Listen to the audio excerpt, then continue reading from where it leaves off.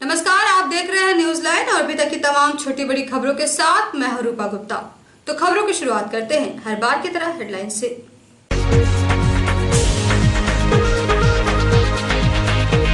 Central GST department ने tax चोरी के मामले में मारा छापा, 5 ट्रक को किया जब्त।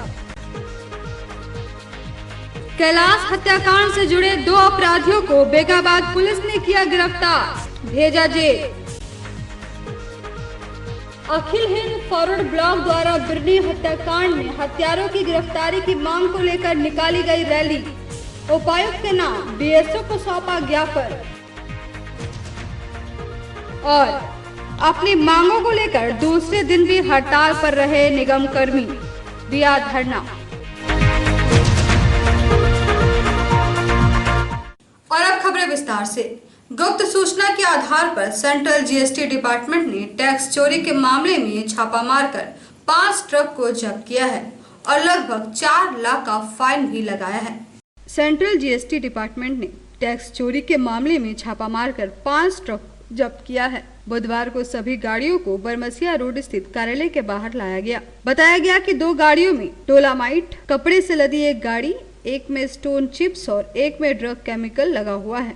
बताया गया कि सभी गाड़ियों के कागजातों में अलग अलग तरह की कमियां पाई गई है। कपड़े से लदे वाहन पर 1,10,000 का फाइन लगाया गया, वहीं स्टोन चिप्स पर 60,000 की फाइन काटी गई है। इस तरह सभी गाड़ियों को मिलाकर लगभग 4 लाख का फाइन वसूला जा रहा है। इस बाबत विभाग के सहायक आयुक्त सी हांसदा ने बताया कि गुप्त सूचना के आधार पर कार्रवाई करते हुए सभी गाड़ियों को पकड़ा गया है। 4 गाड़ी में कुछ माइनिंग मटेरियल है और प्लास्टिक या पाइप बनाने वाला कपड़ा है, दोनों में। हम लोग उसका ईमेल भी चेक करते हैं, ईमेल जिसमें नहीं रहता है उस गाड़ी को पकड़ते हैं और टैक्स और पेनल्टी वसूल करते हैं। तो कितना का फाइन हो रहा है? टैक्स और पेनल्टी लेके लगभग 4 लाख रुपया दिया जाता है। 4 लाख का जुर्माना और अभी विधि सम्मत कार्रवाई हो रहे हैं। बेगाबाद पुलिस ने कैलाश हत्याकांड से जुड़े 2 अपराधियों को गिरफ्तार कर लिया है। गिरफ्तार अपराधियों को गिरिडीह जेल भेज दिया गया है। कैलाश हत्याकांड से जुड़े 2 अपराधी को गिरफ्तार करने में बेगाबाद पुलिस ने सफलता पाई है।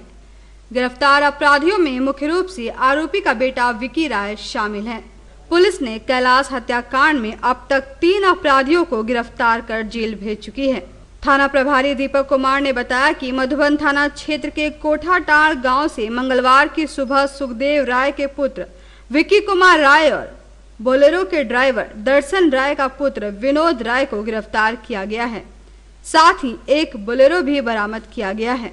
गिरफ्तार व्यक्तियों को गिरिडीह जेल भेज दिया गया है।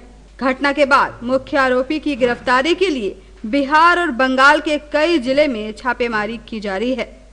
अखिल हिंद फॉरवर्ड ब्लॉक द्वारा रैली निकाली गई और बिरनी हत्याकांड में दोषियों की गिरफ्तारी की मांग को लेकर उपायुक्त के नाम डीएसओ डॉक्टर सुरेश कुमार को ज्ञापन सौंपा गया। अखिल हिंद फॉरवर्ड ब्लॉक की ओर से बुधवार को शहर के अंबेडकर चौक से होते हुए समाहरणालय तक एक रैली निकाली गई। बाद में उपायुक्त के नाम डीएसओ डॉक्टर सुरेश कुमार को ज्ञापन सौंपा गया। इस बाबत अखिल हिंद फॉरवर्ड ब्लॉक के नेता सह अधिवक्ता देवेंद्र पांडे ने बताया कि गिरिडीह पुलिस की मनमाने रवैये और अब तक एकता देवी के हत्यारों को गिरफ्तार नहीं किया गया है, जबकि 1 माह बीत चुका है। मामले में सूचक होरिल राय के चश्मदीद गवाह होने के बावजूद किसी की गिरफ्तारी नहीं हुई है। इसी को लेकर पार्टी मांग करती है कि हत्यारों की गिरफ्तारी अविलंब हो, साथ ही आश्रितों को मुआवजा मिले।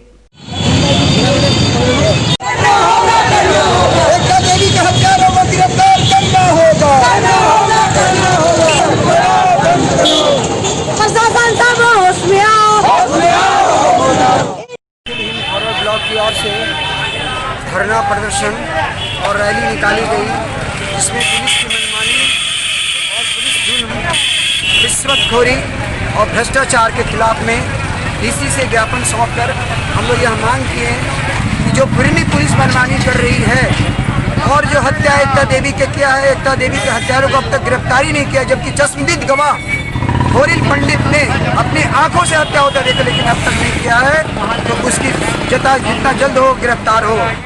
कोयलंजन क्षेत्र में बुधवार को गरीबों की मदद करने के उद्देश्य से मदद बैंक की शुरुआत की गई। यहाँ से लोग 5 से 10 रुपए में शर्ट पैंट ले सकते हैं। कोरोना काल में सभी को परेशानी हो रही है, खासकर गरीबों की कमर टूट गई है। लोग अपनी जरूरतों को भी पूरा नहीं कर पा रहे हैं। इसी के मद्देनजर कोयलांचल में बुधवार को मदद बैंक की शुरुआत की गई, जहां गरीबों के लिए कपड़े, जूते, चप्पल हैं।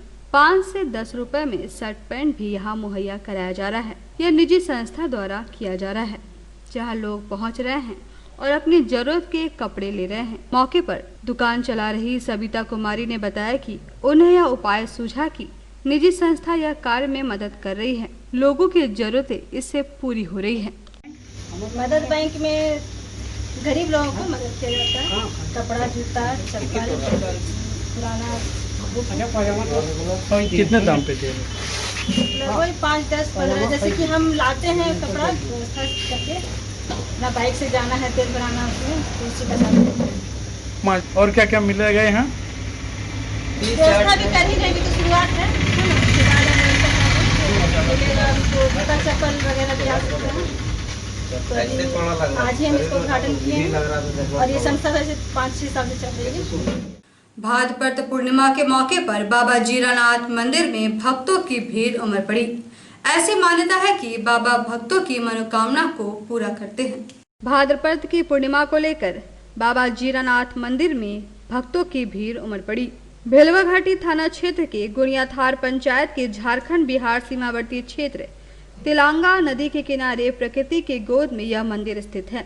बाबा जीरानाथ मंदिर में जहां प्रत्येक वर्ष भादो की पूर्णिमा में बाबा भोलेनाथ के दर्शन को लेकर मेला लगता है, यहाँ खास बात यह भी है कि इस दिन श्रद्धालु बाबा भोलेनाथ को जल और दूध अभिषेक करने के बाद बड़े आनंद से दही चूड़ा खाते हैं और ब्राह्मणों को भी जमाते हैं। इस संबंध में बाबा नित्यानंद शास्त्री का कहना है कि बाबा जीरानाथ की असीम अनुकंपा है। बहुत दिन पूर्व में ही जरासंध ने भी यहाँ पर तपस्या की थी और लोगों की आस्था यहाँ से जुड़ी हुई है। लोग अनेकों कामना के लिए दूर दूर से बाबा के पास आकर धरना आदि देते हैं। बाबा उनकी मनोकामना पूर्ण करते हैं। इनकी कृपा से बड़ी बड़ी समस्याएं भी दूर हो जाती हैं। वहीं तपस्वी पांडे का कहना है कि इस जंगली क्षेत्र में यह मंदिर आज से सैकड़ों वर्ष पहले से ही है। उस समय इस इलाके में एक भी घर नहीं था।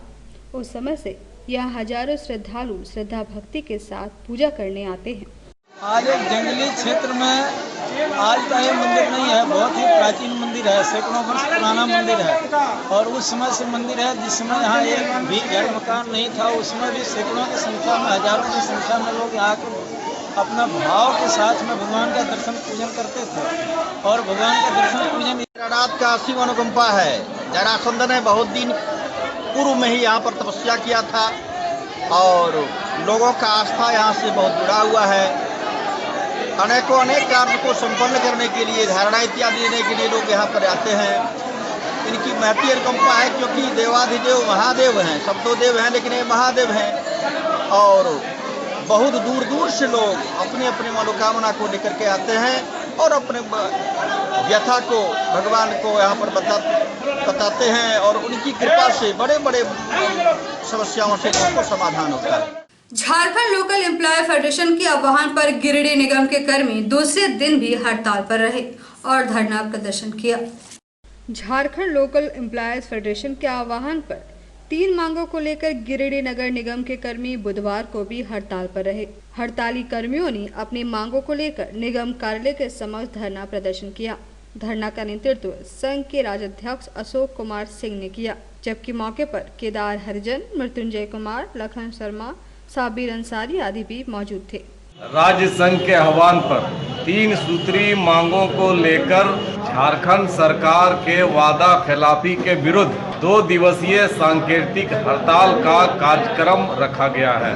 हमारी मांगे कोई नई मांग नहीं है।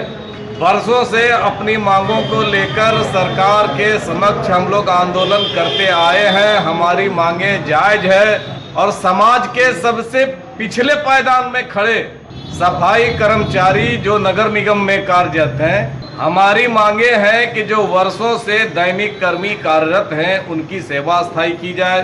100% सरकार पेंशन और पावना का भुगतान सरकार अपने कोष से करे और नगर निगम में जो तथाकथित आउटसोर्सिंग और अप्रत्यक्ष रूप से जो ईस्ट इंडिया कंपनी कार्यरत कर रही है, इस पर सरकार लगाम लगावे। सुप्रीम कोर्ट का भी स्पष्ट निर्देश है, जो नगर निगम में कार्यरत हैं उनको पेंशन का लेने का पूर्ण अधिकार है। नगर निगम के दलित पिछड़े मजदूरों पर ध्यान दें और इनके जायज मांगों को। खुटबधाम निवासी मोहम्मद रुस्तम के 2 बैल चोरी हो गए हैं, जिसे लेकर उन्होंने थाना में आवेदन देकर दोनों बैलों को खोजने की गुहार लगाई है।